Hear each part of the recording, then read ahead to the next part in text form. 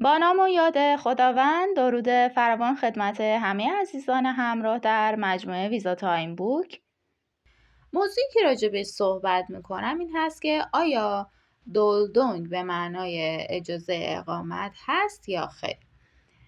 که دولدونگ یا همون متوقف کردن موقتی اجرای حکم ترک خاک یا دیپورت اجازه اقامت نیست، بلکه برگه شناسایی هست که به پناهندگانی که حکم ترک خاک دارند تعلق میگیره و بر طبق قانونهایی هستش که اجرا میشه و پاراگراف های مثل A، B، C، D و اون قانونهایی که خودشون دارن اون قانون دولدونگ رو برای شما اجرا میکنن.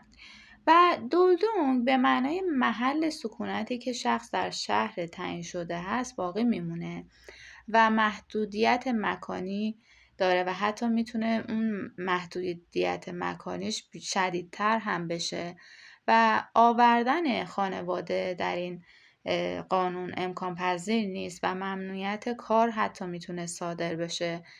ترک خاک یا دیپورت زمانی صادر میشه که دلایل پناهندگی پس از گذراندن تمامی مراحل حقوقی و قانونی رد شده باشه و همچنین حتی اگر تقاضای پناهندگی بدون موفقیت همراه باشه، اما به دلایل حقوقی و حقیقی میتونه اقامت در آلمان رو به همراهش داشته باشه.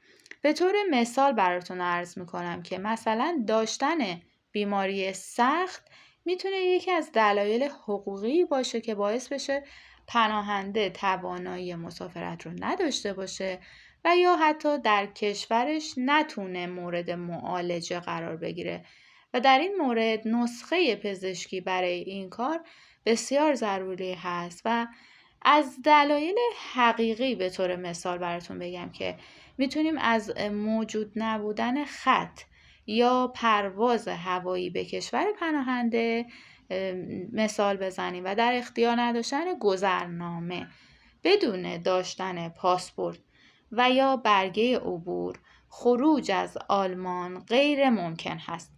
در واقع در صورت قطعی شدن ردی پناهندگی شما موظف هستید برای گرفتن پاسپورت از کنسولگری کشور خودتون حتما اقدام بکنید. خب دوستان عزیز، اینها مواردی از قانون دولدونگ بود که حتما باید بهش توجه بکنید و مثل همیشه ممنون که همراه ما هستید. پایدار و برقرار باشید.